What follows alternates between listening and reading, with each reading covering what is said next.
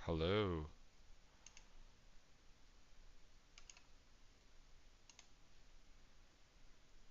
Alrighty.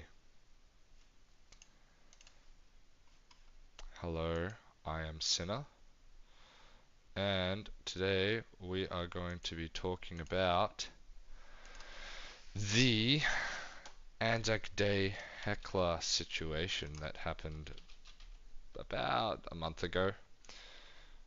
And I sort of didn't really hear about it straight away, but I thought it was kind of interesting because one of the things that happened with the hecklers was the fact that they were called neo-Nazis. Ceremony disrupted by neo-Nazis. Anzac Day hecklers must face the full force of the law, PM says. Oh, I didn't hear about that. Neo-Nazi again. So, like, you're seeing one thing that's kind of interesting about this is, like, the fact that um,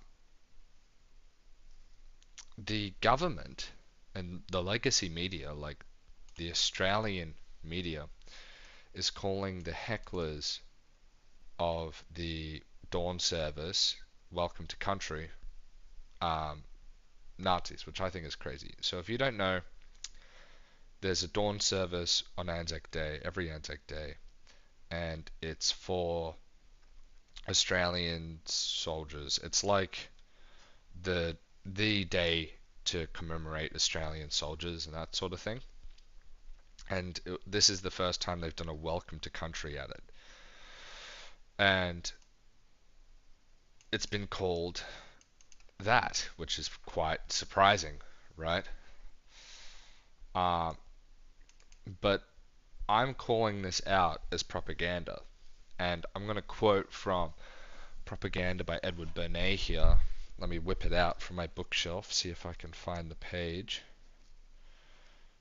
Here we go. This is a quote from Edward Bernays, Propaganda. Not many years ago, it was only necessary to tag a political candidate with the word interests to stampede millions of people into voting against him, because anything associated with the interests seemed necessarily corrupt. Recently, the word Bolshevik has performed a similar service for persons who wish to frighten the public away from a line of action. Okay, and now this was written in 1928, just after the rise of communism, and obviously right-wing ideas are becoming more and more popular day in, day out. So I think what's happening is there's sort of a right-wing scare, of a Kanye scare, basically.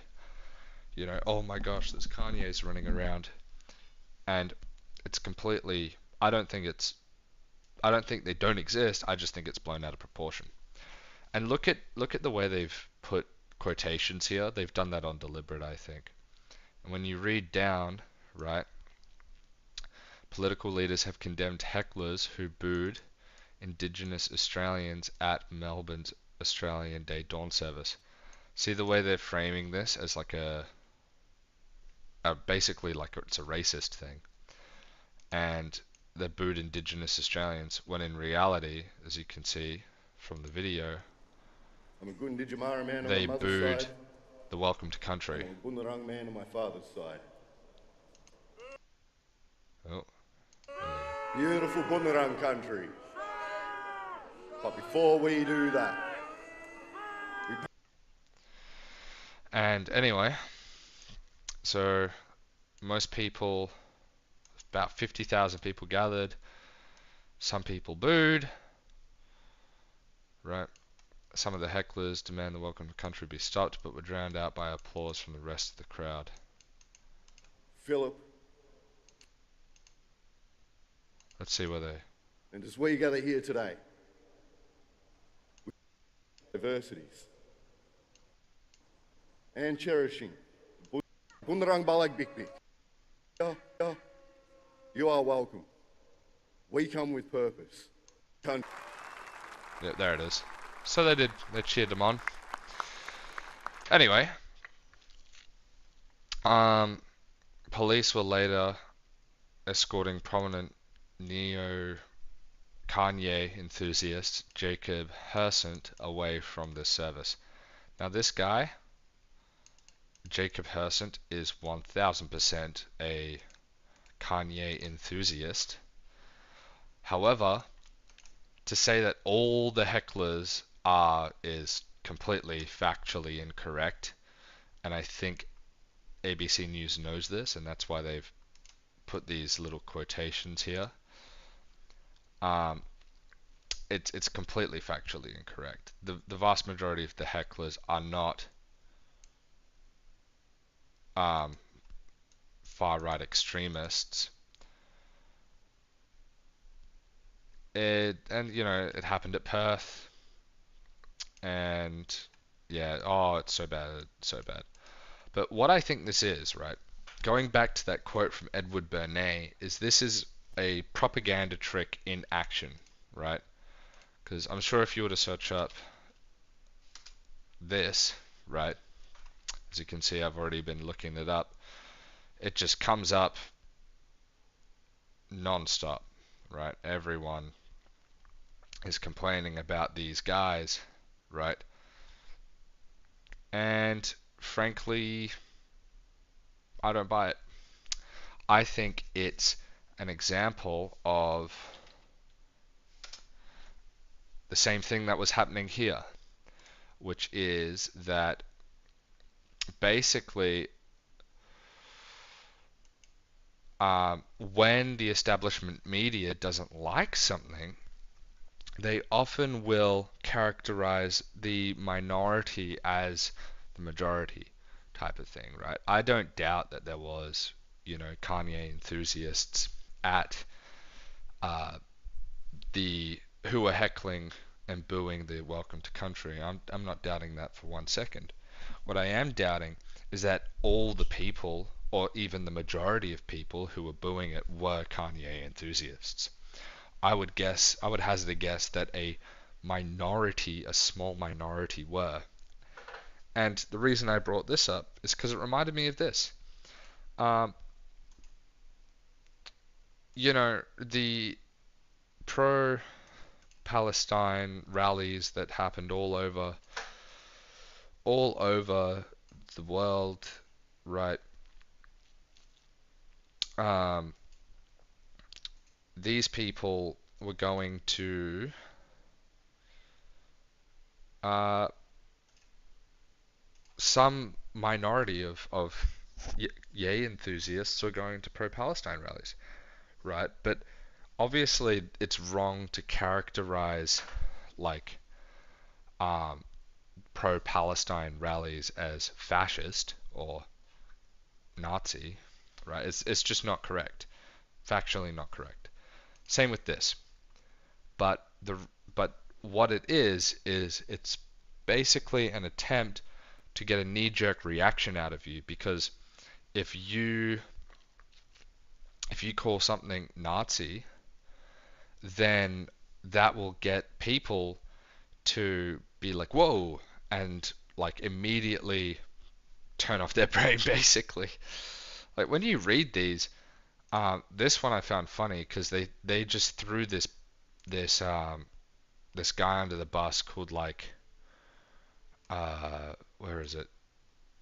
His name was like Matt Kyo, who was allegedly led by a quote unquote. See how they keep using the quote unquote? It's because they know it's a lie. And if you call someone this, it might damage their business and their reputation. This guy's a career politician. He's actually a left-wing um, Labour uh, Party member. He is not a known Yahtzee guy. He's not a known yay enthusiast. He's just a run-of-the-mill left-wing politician, right? And that's it.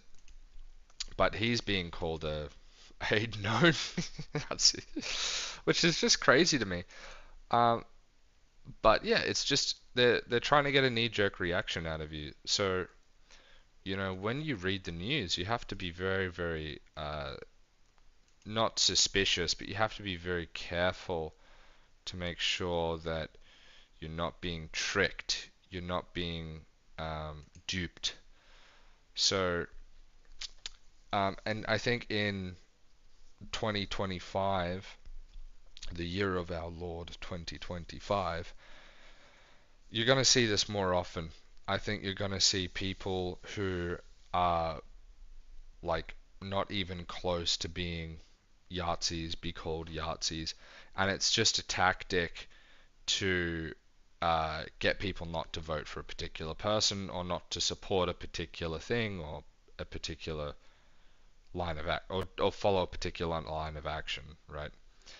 Um, and I think also moving forward, um, you'll see it's not just the Nazi label. I think any far right extremist, I think, for example, the alt-right label is often used in the same way, where like, I don't think alt-right people really exist. This is my little conspiracy theory. I don't think they exist. I think they're a minority, a very small minority that exist only on the internet, but the term is pejorative and scary enough that you can scare people away from um, certain ideas and certain things. And this guy, this is the thing that I found funny, right?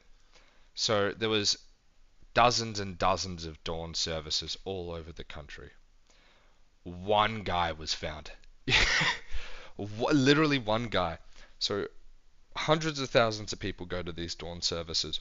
One guy is found, and they call it a neo-Nazi thing. It's completely ridiculous. Yeah, don't fall for it. They did it with the Palestine protests. They're doing it with this. It's silly. But that's all. I am Sinner, and thank you for stopping by.